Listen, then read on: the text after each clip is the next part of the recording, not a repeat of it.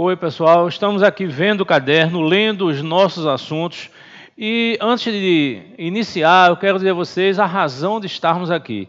É exatamente uma razão extremamente nobre, que é de bloquear esse vírus que está em todo canto, em todos os países. E eu tenho certeza que aqui em Recife a gente vai conseguir bloqueá-lo, tá certo? Com muita paciência, calma e trabalho insistente na área de saúde, as estratégias que nós temos que chegar até aí.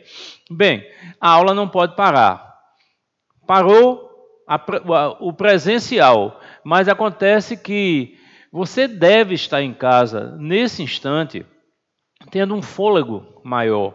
Você não estava tendo muito tempo, então agora você vai ter tempo para parar, olhar o que você estudou em química, em história, matemática, em física, em geografia, biologia. Nas matérias que você estudou, você vai ver, faltou alguma coisa de compreensão, faltou algo nas resoluções, então você vai procurar aperfeiçoar isso.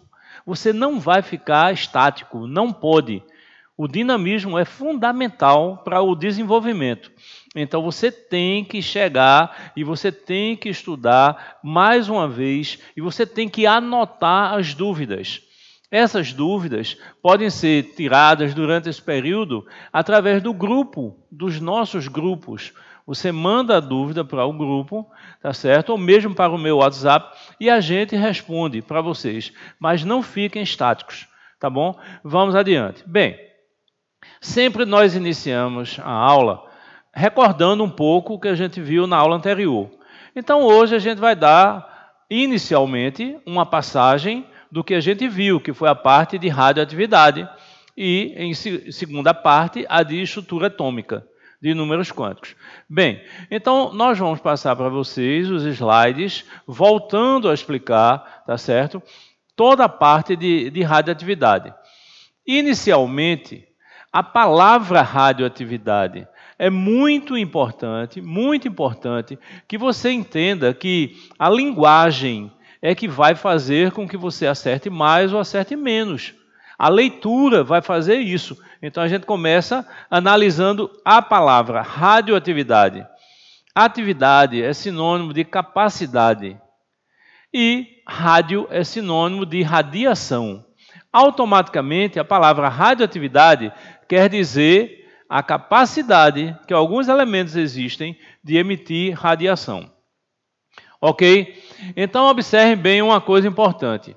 Essa capacidade ela está ligada diretamente à instabilidade nuclear. Todas as ondas que nós estudamos, elas vêm da eletrosfera, menos a radioatividade. Então, se você falar ondas de rádio, ondas de TV, celular, se você falar raio laser, se você falar LED, todas essas ondas, que uma boa parte produz luz, elas vêm da eletrosfera, baseado no que a gente estudou, o modelo de Bohr. Essa instabilidade ganha energia, salta, fica instável, volta, emite a luz.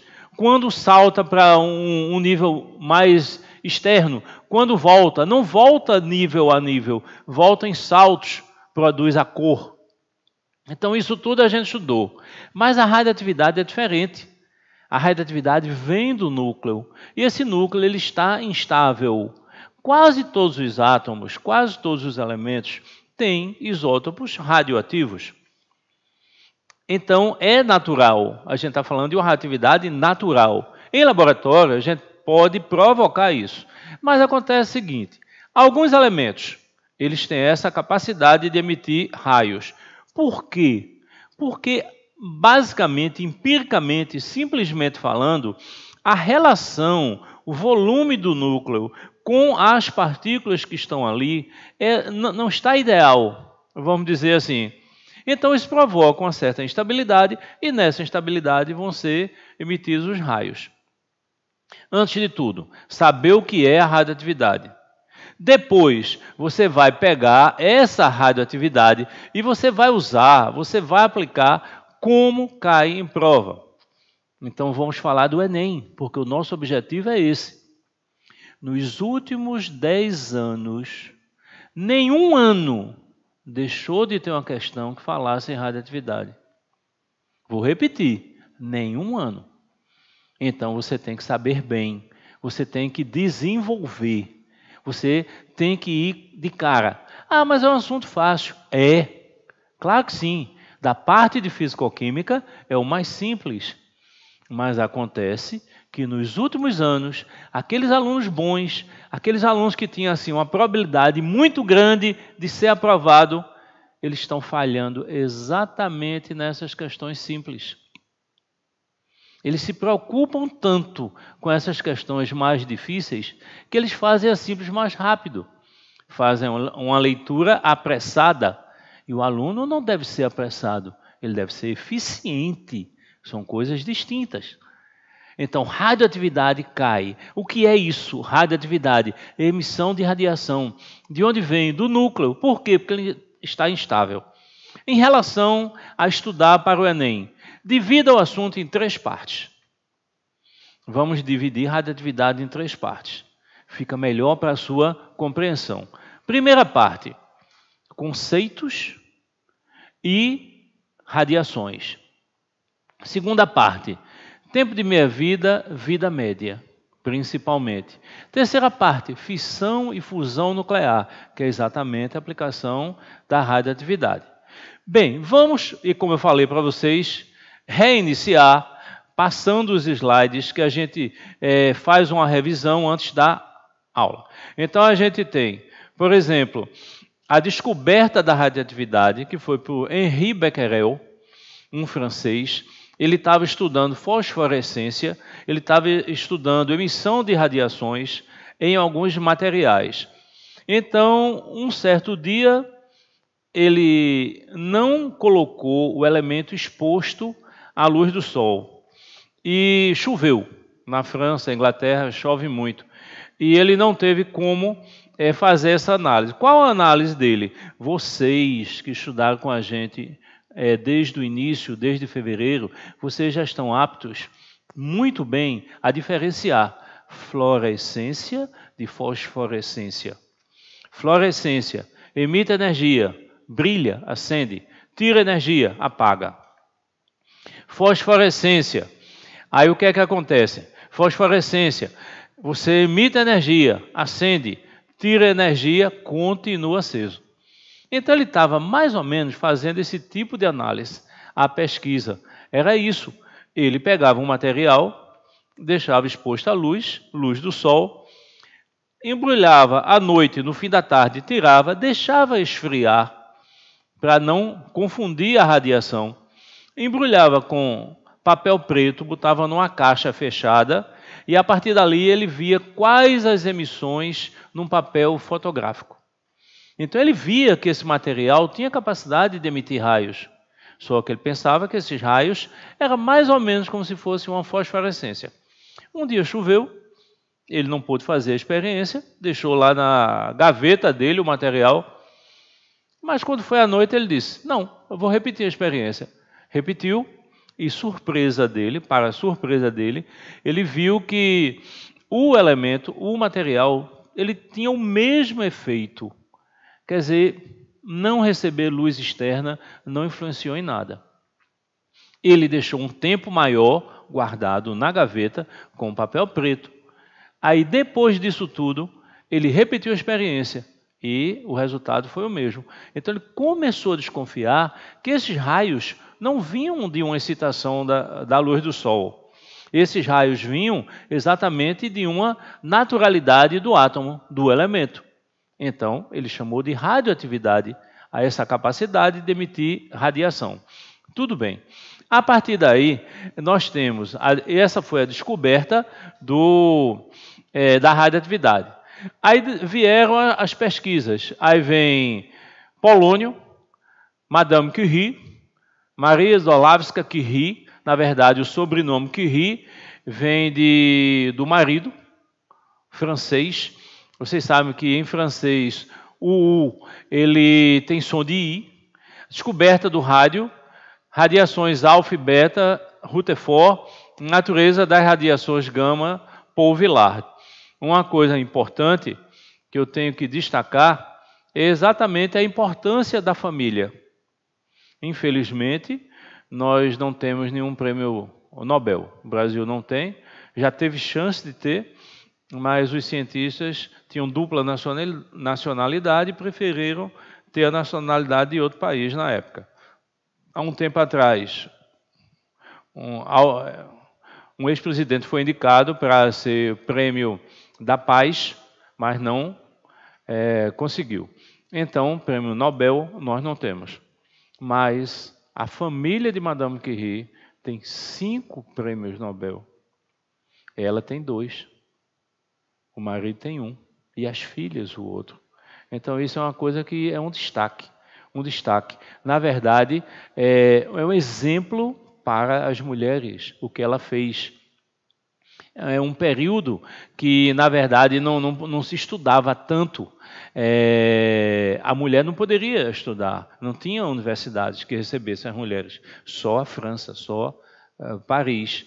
E ela ensinava algumas mulheres a desenvolver isso tudo. Então, foi um exemplo. Voltando para os slides, a gente tem que ver o desenvolvimento. Aí está Madame Curie com Pierre Curie, o esposo, e esse tempo, essa dedicação de 80 anos de idade, 80 e poucos anos de idade, ela estudando e desenvolvendo para isso. Muito bem, vamos lá. Efeitos luminosos da radioatividade. Alguém deve ter um relógio que brilha, fica esverdeado. Isso é radioatividade. Então aí nós colocamos 2 exemplos. O relógio e colocamos um tanque de reator, tá certo? Um tanque de reator que brilha. Então, você diz, Alexandre, você não falou que a luz sempre era uma excitação de elétrons? Qual a diferença da luz produzida através de ondas normais ou produzida através de radioatividade? De onde vem a energia? Numa luz normal, a energia vem de fora. Na radioatividade, ela vem de dentro, do próprio núcleo. Essa energia excita alguns elétrons e eles vão ter essa luminosidade. Aí você diz, então eu tenho um relógio que é radioativo? Resposta, E não me mata? Resposta, não. A radioatividade está em todos os locais. Se você pegar um instrumento de medição de radioatividade, ele vai estar na sua sala, no seu quarto, em todos os locais. E isso não quer dizer que você vai morrer por causa disso. Nós temos, através da ingestão de alimentos com carbono 14, que é um elemento que não existe na Terra, é produzido através dos raios cósmicos, com choque com o nitrogênio, dentro do nosso corpo nós temos radioatividade. Só que vai decaindo com o tempo. Então, vamos lá. Voltando. Radioatividade, capacidade de emitir radiação. Essa radiação é natural, vem do núcleo. Esse núcleo é instável por uma relação que existe. E há uma capacidade de emitir raios. Então, vamos ver essa capacidade de radiação. São as radiações básicas. Rutherford, ele repetiu aquela experiência que ele fez para a descoberta do núcleo, do átomo, e só que ele colocou placas. Veja o gênio como é que é. Ele pega algo simples e transforma em algo mais sofisticado. Então, observe, ele colocou placas. Nessas placas, você olha muito bem na figura que quando ele colocou placas, se dividiu em 3 raios. Aquele raio que aparentemente era só um raio, foi dividido em 3. Um passava e não tinha atração nem pela placa positiva, nem pela placa negativa. Foi o raio gama. É o raio gama. Outro era atraído pela placa positiva, o beta, e outro pela placa negativa, o alfa. Então vocês observam o seguinte, até na figura, a distância do ponto onde está o raio gama até o beta é maior do que até o alfa. Isso se deve à inércia. A partícula alfa ela tem uma massa maior, automaticamente ela vai ter uma deflexão menor do que o raio beta, que é mais leve. Ok? Vamos lá. Então, observe bem. estudando as radiações. Então não esqueçam, cai no vestibular? Cai. Quando? Sempre. Sempre, todos os anos. Se divide em quantas partes? 3. Primeira, conceitos e emissões. Quais são as emissões? Quais são os raios básicos? Alfa, beta e gama. Pelo que a gente viu na experiência, o raio alfa é atraído pela placa negativa, então ele é positivo. O raio beta é atraído pela placa positiva, então ele é negativo. Então vamos dar uma passagem rápida, recordando a vocês o raio alfa. O que é o raio alfa? É um núcleo do elemento hélio, tecnicamente falando. Ah, por isso que tem tanto hélio no universo, é uma das razões, porque o elemento que existe mais na natureza é o hidrogênio, que está no universo. Esse hidrogênio, através da fusão nuclear, se transforma em hélio. O Sol é como se fosse uma bomba de fusão formada pelo hélio. Por isso é que quando nós nos referimos ao sistema solar, nós chamamos de heliocêntrico. É o centro a partir de essa bomba, entre aspas, do hélio. Bem, a velocidade 20 mil quilômetros, poder de penetração mediano, tá certo? Raios alfa, poder de penetração mediano e, aliás, baixo, poder ionizante elevado, certo? Estamos falando das partículas alfa. Automaticamente, observe bem uma coisa. O que é que você tem que saber de mais importante? Que a massa é 4 e o atômico é 2. Pronto, isso aí vai ser nas equações nucleares. Uma outra coisa importante, poder de penetração baixíssimo. Não ultrapassa nem a sua camisa. No vácuo ela pode ultrapassar, mas no ar não. Poder ionizante elevado. Então a primeira coisa que você fala é, não sei o que é poder ionizante. Tá certo? Não sei o que é poder ionizante. Então vamos ver. Poder ionizante é a capacidade que alguns raios têm de arrancar elétrons dos gases que estão no ar. Então é lançada uma partícula alfa no ar. Assim que ela é lançada no ar, ela se choca com os gases que estão no ar. Automaticamente vai arrancar elétrons. Então ela ionizou aquele gás. Automaticamente, quanto maior a massa, maior a inércia, maior a probabilidade que existe para arrancar elétrons. Então, vamos fazer uma relação. Maior massa ioniza mais, penetra menos. Menor massa ioniza menos, penetra mais. Ok? Bem, vamos agora ver o raio beta, radiação beta. É um elétron acelerado emitido pelo núcleo. Você pode achar até estranho. Você pode dizer, a minha vida inteira eu estudei que o elétron estava na eletrosfera. De repente ele vem para o núcleo, como é que pode? Bem, a gente vai explicar como é que esse elétron sai do núcleo. Velocidade, quase a velocidade da luz, poder de penetração mediano, ionizante mediano. O que é que você tem que saber? É um raio, uma partícula negativa, massa zero e carga, o atômico, menos 1. Ok? Então, até agora, alfa, 4 e 2, sendo uma partícula positiva. Beta, 0 de massa, menos 1 de carga, partícula negativa. E o raio gama? Vamos ver os raios gama. O raio gama é exatamente aquele que tem um poder de penetração maior. Por quê? Porque ele tem massa praticamente zero. Apenas ondas eletromagnéticas. Tá certo? Então, o que é que vai acontecer com o raio gama? Vocês estão vendo aí exatamente a radiação gama. Ondas eletromagnéticas, velocidade, a velocidade da luz, poder de penetração elevado, poder ionizante baixo. Representação 0 e 0. Então, observe bem. Vamos adiante. Até agora, alfa, beta e gama. Olhem a figura que diz exatamente o poder de penetração. O raio alfa é barrado por uma folha de papel, ou pelo tecido da sua camisa, ou até pela pele, ou muitas vezes pelo ar. Porque quando ele é lançado no ar, ele vai arrancar elétrons do ar, vai se transformar no hélio.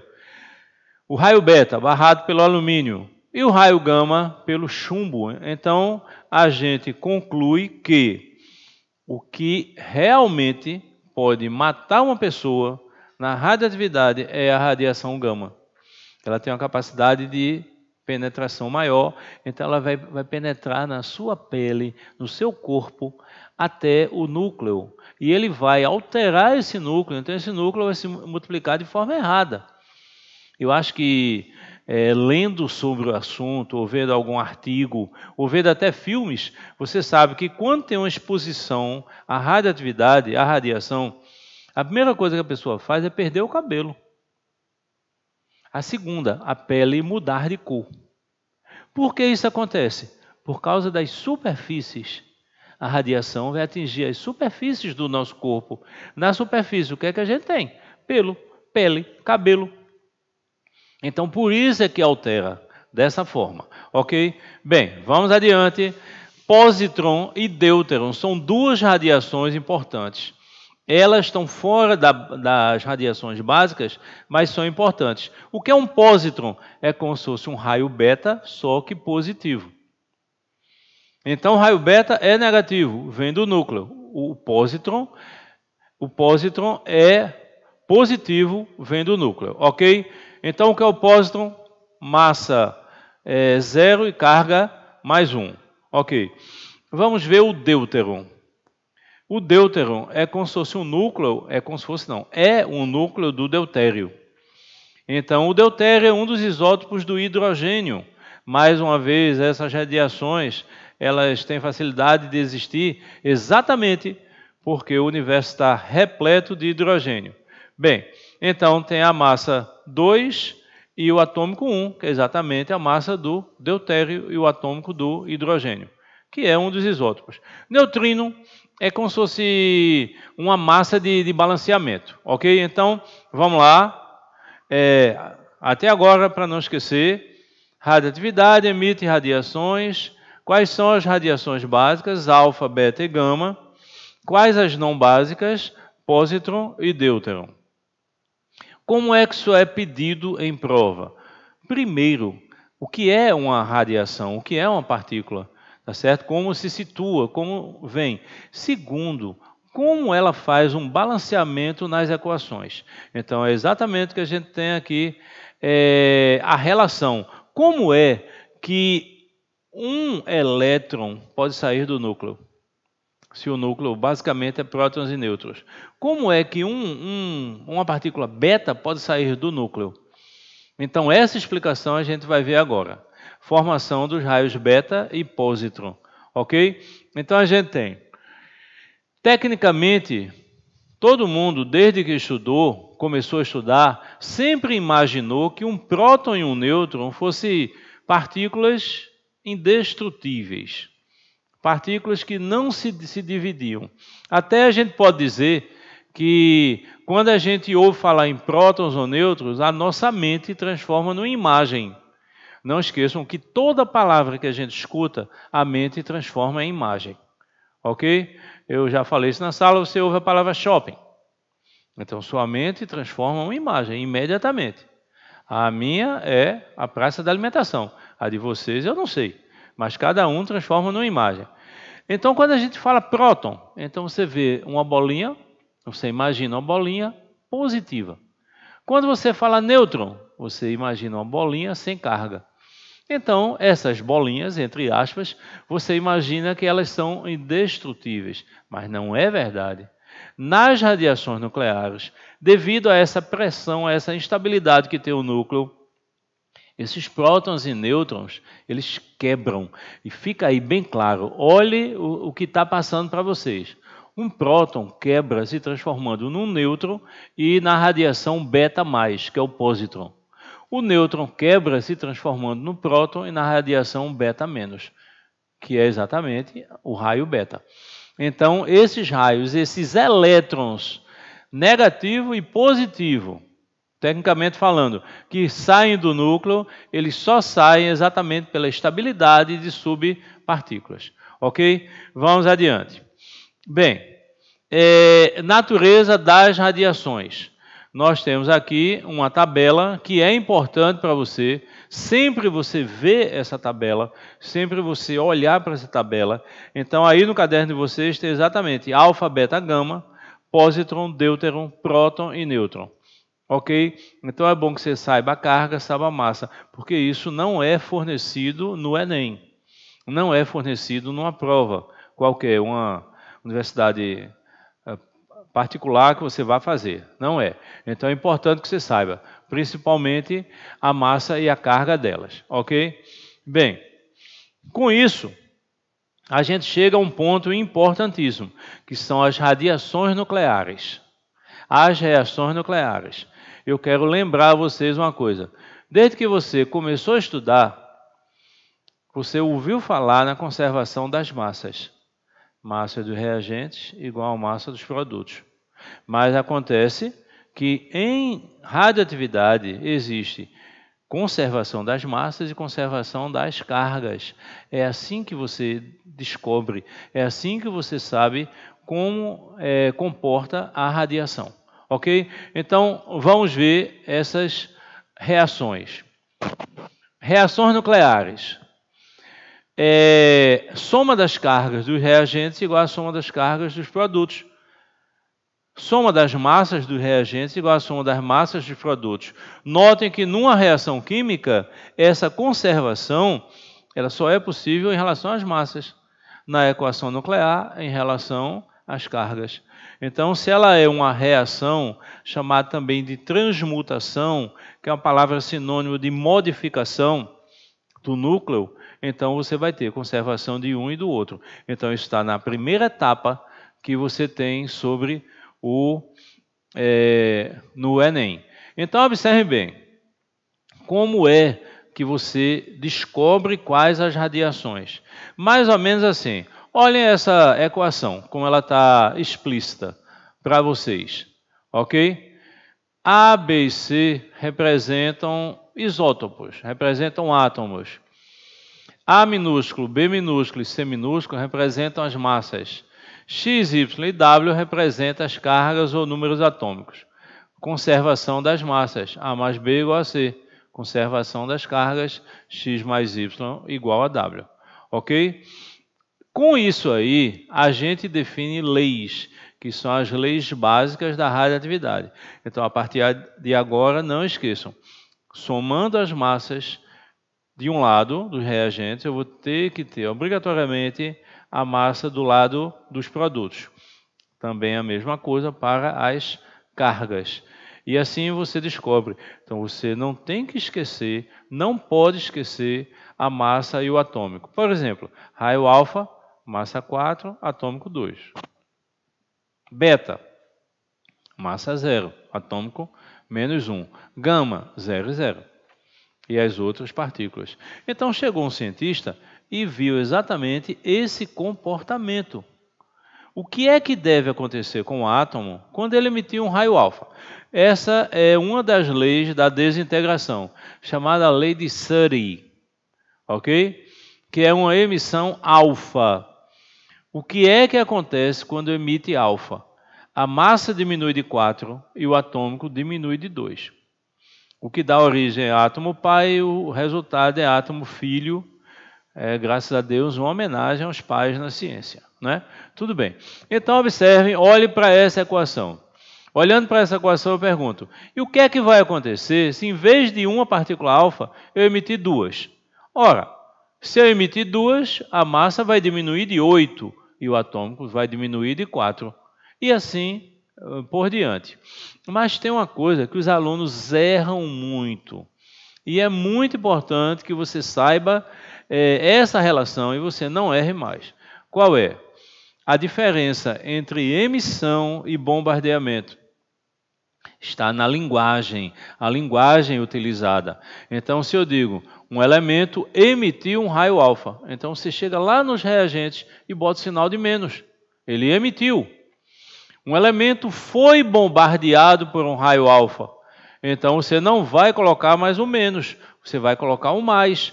Então, essa soma ficou aditivo. Então, não esqueçam a linguagem que você vai usar, como você vai ler. Voltando ao que eu falei anteriormente, o aluno bom está errando coisas simples. Ele não pode errar isso de forma alguma. E essas relações simples, muitas vezes é a leitura da linguagem que é usado. Então já sabe, você está no texto, o texto é muito grande, mas não importa. Se de repente tem assim, emitiu um raio alfa, ou emitiu 2 raios alfa, 5 raios alfa, menos nos reagentes, porque emitiu, perdeu. Um elemento foi bombardeado por um raio alfa, 2 raios alfas, 3. Então você bota 3 vezes raios alfa e mais, porque ele foi bombardeado. E como é que você vai encontrar o que tem do lado direito? Usando o princípio que nós aprendemos, conservação. Soma as massas de um lado, que tem que ser igual ao do outro, soma as cargas de um lado, que tem que ser igual ao do outro. Esse cientista, mais outros cientistas, também notaram o comportamento que iria existir quando fosse uma emissão beta. É a segunda lei que nós vamos ver, tá certo? Então é chamada lei de Surrey, Farham e Russell. Emissão beta. Então não esqueçam, cada lei prevê uma emissão. A primeira lei prevê uma emissão alfa, a segunda lei prevê uma emissão beta. Então, mais uma vez, emissão menos. O que é que vai acontecer com a massa quando você emitir um raio alfa? Nada. Por quê? Porque a massa do raio, aliás, o raio beta, perdão, a massa do raio beta é 0. Então não vai acontecer nada. E o que é que vai acontecer com o atômico? Ele vai aumentar de 1. Ora, como é que pode aumentar de 1? Bem, nós temos uma relação simples, matemática, que é menos da emissão com menos da carga. Menos com menos dá 1, mais 1. Então ele aumentou 1. Mas a explicação científica não é bem essa. A explicação científica é que, para o núcleo emitir um raio beta, um nêutron tem que quebrar, produzindo um próton. Então, se eu tinha um nêutron no núcleo, esse núcleo vai se transformar num próton. Se ele vai se transformar num próton, ele vai aumentar o número atômico. Então, por isso é que soma 1, certo? Então, vamos ver. Tecnicamente, raios alfa, emissão alfa e emissão beta são as leis. Independente disso, você tem o quê? Você tem as equações nucleares e você tem as outras radiações. Bem, mas falar em radiação é uma coisa interessante. Por quê? Porque a radiação, basicamente falando, ela não é percebida. A radioatividade você não nota, você não sente dor, você não tem a sensação de calor, não tem a sensação de decaimento. Você não tem. Então você pode chegar num ambiente, esse ambiente está com uma fonte radioativa muito forte e você não sabe. Então, para isso, criaram os medidores de radiação, certo? Existem algumas formas de medir a radiação. O mais comum é o chamado contador Geiger-Miller, que ele pode perceber, notar, captar essa radiação através de sons. Ele produz um som diferente. Modernamente, não se usa mais essa relação de som, se usa a relação de números, indicando radiação. Então, quando passa de um certo ponto, é uma fonte radioativa forte que você deve evitar. Outra coisa que existe são os crachás de indicação. Se você está trabalhando num laboratório que envolve radioatividade, se você está trabalhando numa indústria que envolva radioatividade, então existem crachás. Esse crachá é com o seu nome, normalmente alguma indicação de código de barras, mas também com uma taja. Essa taja ela tem capacidade de mudar de cor quando a incidência de radiação é muito alta. Então, e é uma coisa interessante, ela é feita para que a outra pessoa perceba em você. Você está circulando nos corredores e de repente alguém passa e vê uma cor diferente, então lhe avisa pelo tempo de exposição. Então é muito importante essa relação. Uma outra coisa que você tem que entender é o seguinte, a medição da radiação, ela é possível, por quê? Porque tem locais que você pode estar normalmente, de acordo com a intensidade. Vamos dar um exemplo para vocês sobre a aplicação da radioatividade. Quando a gente começa a estudar radioatividade, a gente percebe que a gente nota, tá certo, que na radioatividade a gente sempre tem medo. Quando você começa a estudar radioatividade, você tem um pouco de medo. Faz radioatividade, radiação, vou morrer. Não é bem assim. A radioatividade tem nos ajudado mais do que prejudicado.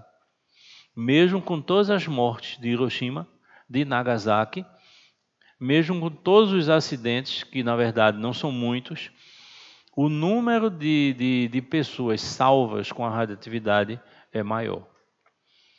E eu vou dizer uma outra coisa. Vamos para Petrolina, aqui em Pernambuco. Petrolina, atualmente, é um dos locais que constantemente, facilmente exporta frutas, mangas e outras coisas. Essas frutas vão para a Europa, para os Estados Unidos. Se você fizesse uma asepsia com um detergente normal, isso poderia dar uma durabilidade antes dela começar a entrar em decomposição de uns 3 dias, 4 dias. Então, as frutas, elas são esterilizadas não com detergente normal, e sim com radiação. Radiação gama, ok? Então, essa radiação, as frutas vão passando e vai esterilizando. Essa radiação gama dá uma sobrevida à fruta muito maior, mais ou menos 12 dias, 13 dias. Então, isso é uma forma que é utilizada e muitas outras formas de aplicação da radioatividade, sem contar com a radioterapia, que salva muita gente, tá certo? Muitas pessoas poderiam ter perdido a vida se não tivesse a radioterapia. Então, você diz, o que é isso? Bem, é uma, vamos dizer assim, uma orientação de raios. Existe um tumor, então os raios gama são orientados para esse tumor. Por quê? Se ele tem uma grande capacidade de penetração, ele penetra nas células boas, mas também penetra nas células ruins. Então ele vai matar, entre aspas, essas células do tumor. Só que não é uma coisa imediata. Então vai diminuindo. Então, no fim do tratamento, provavelmente a pessoa se safa dessa, ok? Bem, tecnicamente a primeira parte foi feita. A segunda parte, nós vamos começar a falar da constante de desintegração. Foi uma coisa que eu não falei em sala de aula ainda, e a gente está aqui com vocês exatamente para com essa aula, essa mensagem desse período e adiante. Então vamos lá. Constante radioativa. O que é isso, essa constante? Bem, constante é um número. Você sabe disso. Constante radioativa é um número de proporcionalidade. Essa proporcionalidade, ela está exatamente ligada diretamente ao decaimento de um elemento. Se acostumem com o termo decaimento, decair, se transformar para uma massa menor. Ok? Então, está ligado diretamente à velocidade, à atividade do elemento, já que eu improvo algumas vezes essa palavra, atividade. Atividade quer dizer capacidade de fazer, mas em radioatividade, na constante, ela está ligada diretamente à velocidade, que não deixa de ser a origem da palavra, a capacidade de fazer. Em quanto tempo? Então, a velocidade de desintegração, atividade radiativa. É o número de desintegrações na unidade de tempo. Constante radioativa indica a fração de átomos que se desintegra. Então, vamos ver. Ok? Vamos passar e vamos ter uma parte puramente técnica. A constante radioativa, certo? A constante, isso, antes um pouco, está chegando aí, pronto, está lá, ok? Então, observem, um pouquinho antes, a constante é dado por, existe uma dedução para isso que eu não vou fazer aqui, ok? nesse instante. Na sala a gente faz. Mas a constante é o logaritmo neperiano de 2 pelo tempo de meia-vida. Bem, você tem que saber o mínimo de logaritmo em química, porque você pode usar em radioatividade, você pode usar em cinética e principalmente em pH, solução tampão. Então você tem que saber o mínimo. Mas geralmente nós usamos o logaritmo decimal, aí o logaritmo neperiano. A dedução é a partir disso. O log neperiano de 2 é 0,7.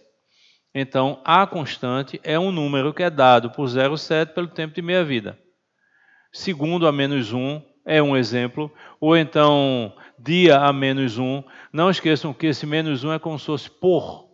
Então, segundo a menos 1 por segundo, dia menos 1 por dia. Então, velocidade, atividade, constante vezes o número de átomos. E nós temos um exemplo para passar para vocês.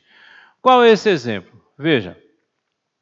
Qual a atividade de uma amostra radioativa que apresenta tempo de meia-vida igual a 70 segundos e 6,02 vezes 10 a 20 átomos? Ok? Então, veja bem, vamos ver a resposta. A resposta, ela diz assim, ó, velocidade igual, constante, logaritmo neperiano de 2,07 pelo tempo de meia-vida. Ele deu o tempo de meia-vida, quanto foi? 70 segundos. Então, observem com o desenvolvimento. Qual a atividade, tá certo? Isso é a questão, vamos ver o segmento da resolução, isso. A constante, 0,7 pelo tempo de meia-vida, o tempo de meia-vida é 70 segundos. 0,7 por 70, 0,01, ou seja, 10 a menos 2 segundos. Se fosse dia, era dias, se fosse anos, semanas, não importa. O que importa é que o tempo é a constante. Muito bem. Atividade, constante vezes o número de átomos. Qual a constante que nós achamos? 10 a menos 2. Qual o número de átomos que ele deu? 6,02 vezes 10 a 20. Então, a atividade, 6,02 vezes 10 a 18 partículas por segundo. Então, não esqueçam disso. As partículas. Aí você diz, sim, o que é que quer dizer isso? Partículas. É como se eu tivesse uma amostra radioativa, 1 quilo de urânio, e de repente 6,02 vezes 10 a 18 partículas é exatamente o número de partículas que vai sofrer desintegração, ou seja, transmutação nuclear em cada segundo. É um número relativamente alto. Ok? Então, essa é a constante. Essa é a constante. Então, na constante, você já sabe, uma coisa que está no programa e muita gente não estuda. Como é que se encontra? A constante é uma proporcionalidade, mas como é que você define? 0,7, que é o logaritmo neperiano de 2, pelo tempo de meia-vida. E o tempo? Vai ser de acordo com o que for dado. Ok? Muito bem. Segundo passo dessa segunda parte é exatamente vida média. Ora, a vida média, ela é semelhante à vida média dos seres humanos. O Brasil, o Nordeste, já teve uma vida média de 50 anos. Hoje é mais de 70 anos. Então, observem como isso acontece. Então, a vida média, tecnicamente falando, é o inverso da constante radioativa. Mas é uma média aritmética simples. É como se eu tivesse assim, uma determinada cidade tem 1000 habitantes. A cada ano, vamos imaginar assim, morrem 10 pessoas. Qual a média de idade dessas pessoas? Uma morreu com 86 anos, outra com 21, outra com alguma coisa assim. Então, a média, exatamente uma média aritmética simples. Quantas pessoas faleceram e a relação da idade, tá certo? Não é uma média ponderada, é uma média simples, ok? Então, isso é a vida média, semelhante. E a vida média, para os seres humanos, ela é interessante, porque é mais ou menos assim, se a vida média fosse algo determinante, por exemplo, a vida média do brasileiro fosse 70 anos, então isso quer dizer que todo brasileiro iria morrer com 70 anos. Mas não é verdade, é uma média. Seria terrível Se a gente soubesse mais ou menos qual a idade que nós iríamos morrer, né? Em vez de ser uma coisa boa, seria uma coisa ruim. Então a vida ela é probabilística, a gente não sabe. Alguém pode viver até 100 anos, alguém pode viver até 10 anos de idade, não se sabe. E a gente vive exatamente disso. Por isso é que nos dá força para ir adiante. Bem, a vida média tem um gráfico. Olha esse gráfico que vai depender do elemento. Ok? Cada elemento tem a sua vida média. Muito bem. Vamos dar um exemplo para vocês da vida média. Qual a vida média do tório 234? Quando a gente fala um elemento e fala um número, esse número se refere especificamente à massa, porque cada elemento só pode ter um número atômico, mas ele pode variar, as massas são exatamente os isótopos. Bem, é dado que a constante de desintegração é 1 por 35 dia a menos 1. Então a gente vai usar a constante quanto é? 1 por 35 dia menos 1. A vida média é o inverso da constante. Um inverso de uma fração é exatamente, claro, numerador 1, então o inverso dessa fração é o denominador, 35. O inverso de 1 por 35 dá quanto? 35 dias. Então a vida média desse elemento é de 35 dias, ok? Quer dizer que, em média, cada isótopo vai se desintegrar num tempo, mas acontece que a média é exatamente isso. A essa altura, você deve estar pensando, puxa vida, nunca imaginei dessa forma. Eu pensei que quando a gente falasse radioatividade, então o elemento, por exemplo, o urânio, ele iria emitir, então ele emitia, todos os átomos emitiam. Não é verdade. Eles vão emitindo progressivamente, cada um no seu tempo. Aí onde tem a ideia da média. É mais ou menos assim. Vamos imaginar que você fique observando, monitorando 100 pessoas, desde o nascimento. Você não sabe exatamente quando uma vai falecer ou não. É a mesma coisa dos elementos. Você tem 100 átomos de um elemento radioativo. Ele é radioativo, ele vai emitir radiação, mas cada átomo emite no seu tempo. Vamos imaginar que eu tenha um elemento que a vida média seja de 20 dias. Mas eu posso ter um átomo especificamente desse elemento que com 15 segundos emita. O outro, com 1 ano, emita. Então é uma probabilidade. Então a gente tem que entender que nós estamos estudando ciência. E ao estudar ciência, nós temos que observar que a ciência ela é probabilística. Vamos imaginar, você quer fazer direito. Então, quando você vai examinar um caso qualquer, você se baseia em outros casos para você perceber, você ver a probabilidade ou não de ocorrer.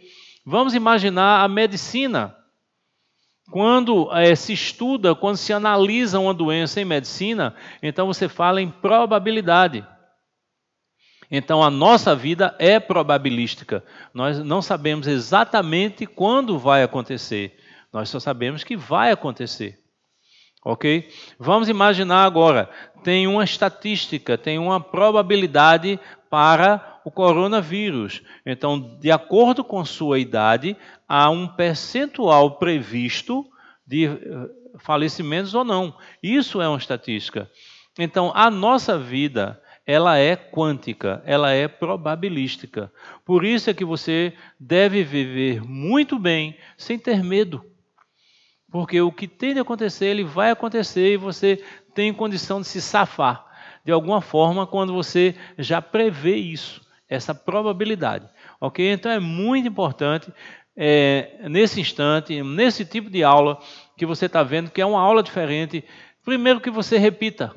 Repita várias vezes, veja o que passou despercebido para você chegar até um determinado ponto, para você avaliar mais de uma vez. Segundo, aprenda bem. Não corra tão rápido para os exercícios, porque essa relação de exercícios, às vezes, está fazendo com que alguns alunos que poderiam ter uma capacidade muito grande, eles se percam um pouco, porque eles começam a fazer exercícios sem ter a teoria, ou sem ter bem a teoria. Então eles começam a fazer mecanicamente. Isso não é bom. Ok? Bem, a gente falou em vida média. Seguindo essa segunda parte da radioatividade, a gente vai falar em séries, que são séries radioativas. E é interessante.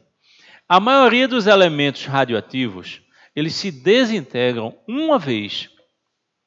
Então tem um elemento A, esse elemento A vai se transformar no elemento B, átomo pai, átomo filho, e de repente ele emitiu radiação.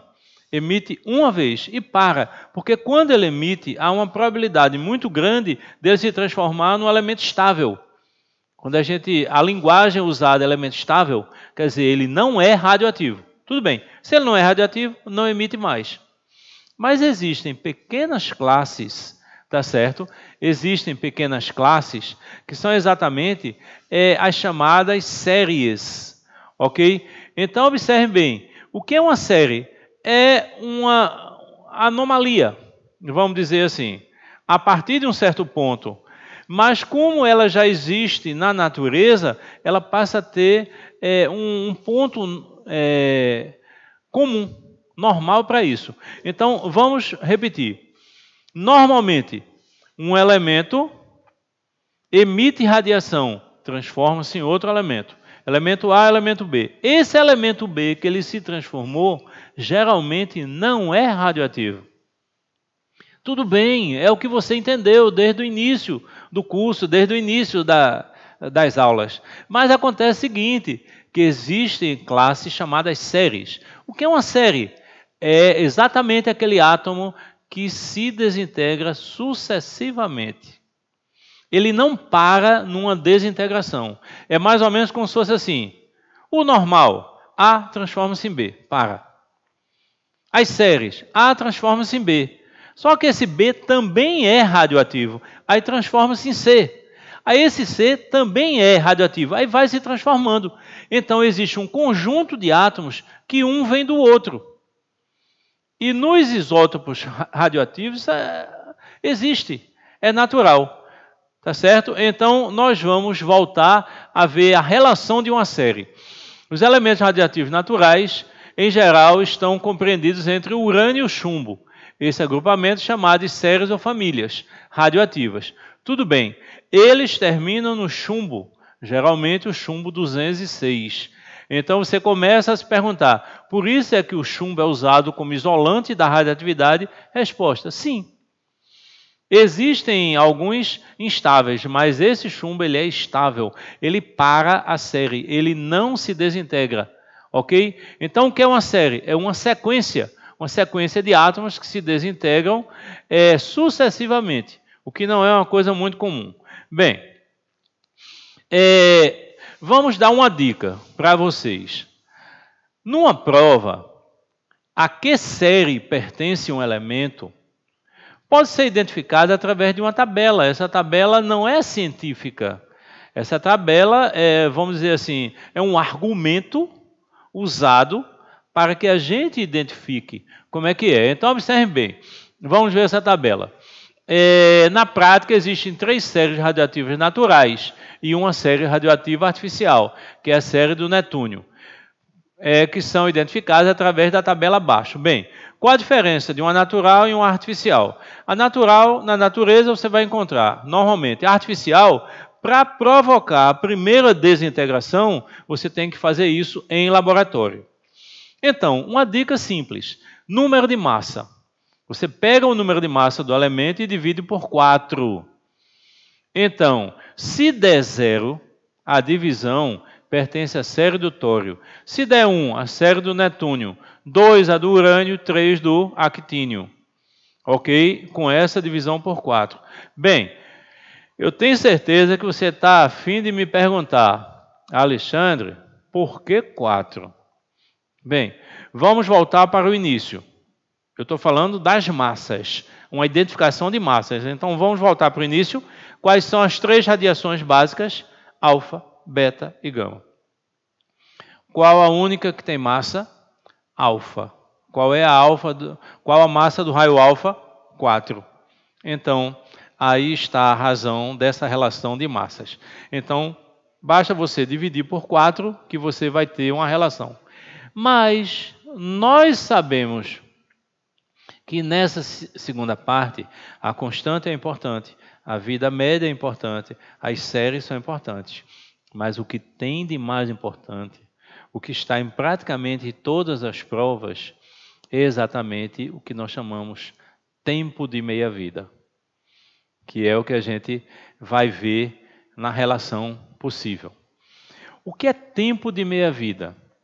É um tempo em que a amostra decai até a metade. Olha o gráfico, eu tenho 1 quilo de um elemento radioativo. Depois de 1620 anos, ele decai para meio quilo, então a metade. Então, o que é tempo de meia-vida é o tempo necessário para reduzir a metade. Passou mais 1620 anos, ele decai a metade, mais uma vez. Mais 1620, mais uma vez a metade. Então, ele vai decaindo a metade e você tem essa curva característica, sempre em relação à metade. Esse termo, tempo de meia-vida, ele é muito usado em radioatividade, mas ele é usado em cinética química, e para quem é da área de saúde, ele está extremamente usado em medicamentos. Já caiu em prova algumas vezes para você saber se o medicamento ele tem que ser ministrado a cada 6 horas, a cada 8 horas, a cada 12 horas. Você vê isso pelo tempo de meia-vida. Você calcula mais ou menos qual a quantidade de medicamento que ainda está no corpo, porque a partir de uma certa quantidade mínima não tem mais efeito. Então você coloca 6 horas depois, a quantidade já está perto do mínimo. Então você toma o medicamento outra vez.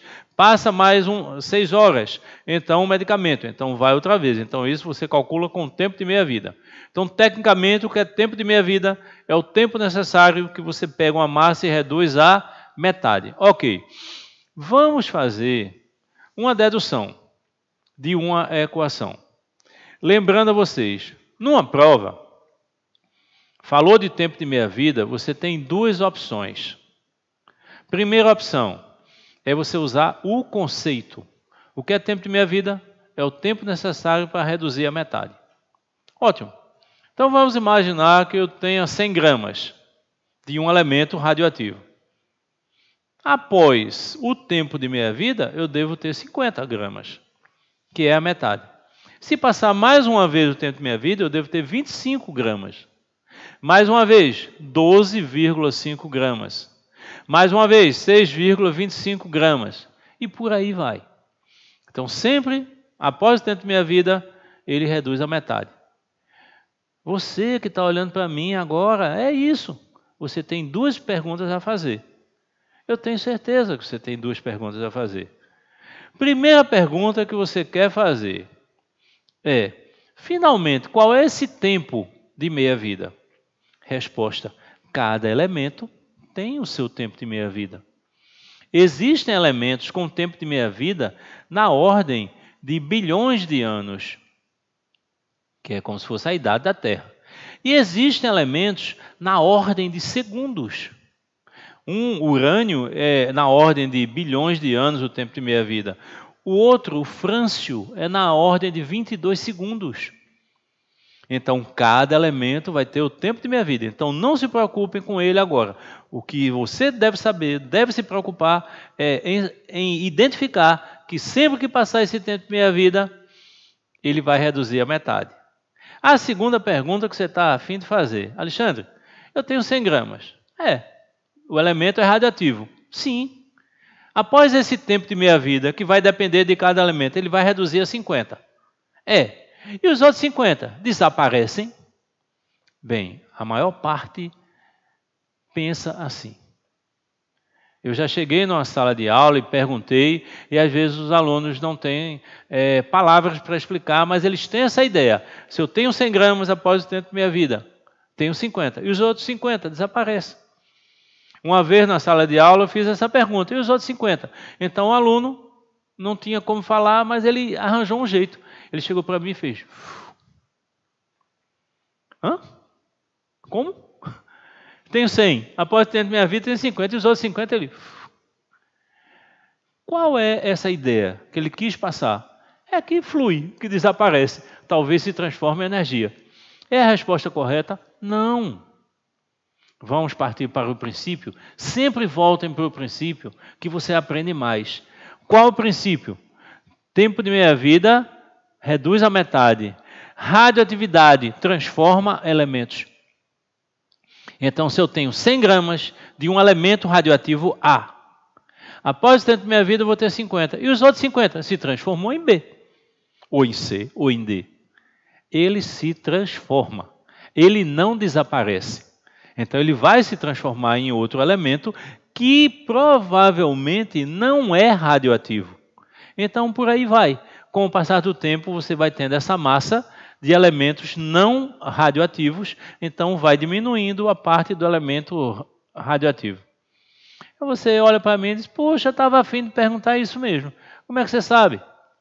Porque mesmo pela TV, mesmo pelo celular, pelo computador, a gente que vai estar aqui, entenda, é como se a gente estivesse do seu lado. Então, se você está me assistindo, olha assim, dê uma olhadinha para o lado, para ver se eu não estou aí.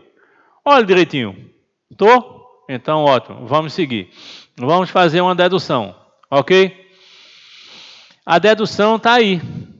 Vamos pegar essa massa, essa amostra que está aí, ó. Tá certo? Notem que no primeiro desenho está cheio de pontinhos vermelhos. Então, esse P representa o tempo de meia-vida, que também é chamado período de desintegração. Notem na segunda imagem, o número de pontinhos vermelhos diminuiu. A metade. Mais uma vez, diminui mais. Então, notem que o desenho ele deixa claro, o montante não muda. Se o montante não muda, o elemento não desaparece, ele simplesmente se transforma. Vamos falar de uma forma mais simples? Eu tinha o elemento bolinha vermelha, ele vai se transformando no elemento branco. Mas o montante é o mesmo. Esse é o conceito de tempo de meia-vida. Então ele reduz a metade. Então vamos para a equação de baixo. M0 é a massa inicial. Ao passar o tempo de meia-vida, ele reduz a metade. Então M0 por 2. Reduziu a metade. Se passar mais uma vez, reduz a metade do anterior. Então é o M0, que é o início, dividido por 4. Porque eu reduzi 2 vezes a metade. Se passar mais uma vez, 8, que é 3 vezes a metade. Automaticamente eu posso transformar esses números em potência. Porque se eu estou falando a metade, sempre embaixo vai ser 2. Então, a primeira vez que se transforma, ele divide por 2, que é 2 elevado a 1. A segunda divide por 4, que é 2 elevado a 2. A terceira por 8, que é 2 a terceira. E se eu reduzir x vezes, divido por 2 elevado a x. Então, eu chego na minha primeira equação, que está lá. 2 elevado a x é M0 por M. Quem é M0? A massa inicial. Quem é M? A massa final. Mas eu não gosto de chamar massa final. Eu prefiro chamar massa residual. Por quê? Porque o resíduo é o que ainda sobra daquele elemento radioativo. Ok? E quem é esse x? É o número de vezes o tempo de meia-vida. Então, o tempo gasto vai ser x vezes o tempo de meia-vida. Opa! Agora, nós temos uma equação que a variável está no expoente. Então, nós temos a equação exponencial. Ok? Tudo bem. Vamos ser mais simples, mais prático. Quando você estuda as funções, você vê até em gráficos, primeiro quadrante, segundo quadrante, terceiro, você nota que os quadrantes da equação exponencial, ele é praticamente o inverso da função logarítmica. Então, por que é que a gente usa o log às vezes? Porque a variável está no expoente. Então, é uma relação exponencial. Usamos o logaritmo por causa disso. Ok? Muito bem. Agora, nós vamos ao quadro que nós vamos fazer uma questãozinha para você e lembrar vocês que nós temos duas formas de fazer, ok? Vamos lá para o quadro? Bem, na página do caderno 37, na página 37, olha eu aqui agora, tá vendo? Tranquilo? Página 37, a questão número 1. Eu vou fazer essa questão, vou fazer de duas formas, lembrando a você que você pode usar isso de uma forma ou de outra para poder chegar, ok? O tálio é o isótopo radioativo usado na forma de cloreto de tálio, o tálio 3, para diagnóstico do funcionamento do coração. Como a radioatividade está ajudando na medicina? Diversos pontos, ok? Se a meia-vida é de 73 horas, ou aproximadamente 3 dias, então eu vou escrever aqui, essa questão é a questão número 1, e eu vou escrever que esse tempo de meia-vida é igual a 3 dias. Ele não deu em dias, ele deu 73 horas, que a gente pode arredondar para isso, ok? Aí está o tempo de meia-vida. Então ele diz, certo hospital possui 20 gramas desse isótopo, qual será a sua massa em gramas após 9 dias? Então o tempo que foi gasto, 9 dias. Ora, vamos primeiro seguir o conceito. O que é que diz o conceito? O que é tempo de meia-vida? É o tempo necessário para pegar uma massa e reduzir a metade. Quando a relação de tempo não for muito grande e ela for exata, você pode usar o conceito. Qual é o conceito? Sempre que passar o tempo de meia-vida, reduz a metade. Então vamos ver. Ele diz que o hospital tem 20 gramas. Vamos ver se realmente é isso. Vamos lá. 20 gramas, exatamente, ok? 20 gramas. Então vou usar o conceito. Tempo de meia-vida. Após o tempo de meia-vida, pelo conceito, eu vou ter quanto? 10 gramas. Por quê? Porque tempo de meia-vida reduz a metade. Tudo bem. Qual o tempo de meia-vida? 3 dias. Ok? Aí passou mais uma vez o tempo de meia-vida. 3 dias.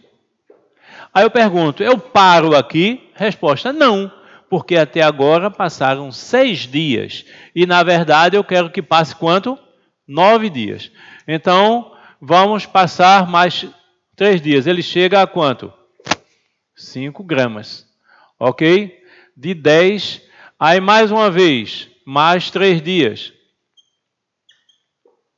Chega a 2,5 gramas. Ok? Vamos repetir. Vamos repetir. 20 gramas é a massa inicial que o hospital tem. Após o tempo de meia-vida, 3 dias, a metade, 10. Mais uma vez, 5. Mais uma vez, 2,5. Qual o princípio? Sempre reduzir a metade. Metade de 20, 10. Metade de 10, 5. Metade de 5, 2,5. Aí eu paro aqui. Aí a pergunta é, por que eu paro aqui? Porque, na verdade, o total de dias é exatamente o que ele deu. 9 dias. 3, 6, 9. Pronto. Isso é uma forma de fazer, isso é uma forma que a maioria usa. Principalmente quando o decaimento for pequeno e exato. Mas às vezes ele não é exato. Então, vamos fazer com a equação. Esse é o conceito. Qual é a equação? 2 elevado a x igual a m0 por m. Quem é o m0? É a massa inicial. Quanto foi? 20 dias. Tá certo? O m final, eu não sei. Eu só sei que isso aqui é 2 elevado a x. Quem é x? Ora, se eu tenho aqui, ó, vamos fazer esse x. Quem é x? Qual o tempo que eu tenho? 9 dias. Qual o tempo de meia-vida? 3. Então, x igual a 3. 9 por 3. Então, vai ficar 2 elevado a 3, tá certo?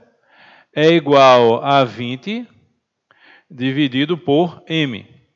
Ok?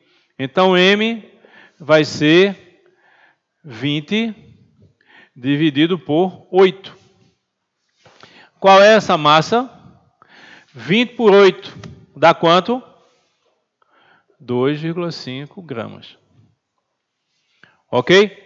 Aí você fala assim, puxa, é muito melhor fazer desse jeito. É, claro. Você vai fazer esse trabalho todo. Mas não quer dizer que você não saiba usar as equações. Porque às vezes ele pede o valor de x. E esse valor de x não é um número natural. É um número decimal. Então você tem que achar com precisão. Às vezes ele pede uma relação maior. A precisão maior, então você vai precisar disso. Então observe, não jogue fora os seus elementos. Quais os elementos que você tem? O conceito. Quais os elementos que você tem? A equação. As duas coisas são importantes. Ok? Bem, radioatividade, a gente chegou até aqui, espero que vocês refaçam tudo. Agora nós vamos dar um intervalinho de 2 minutos para você tomar água e voltar, porque eu estou lá esperando, junto de você.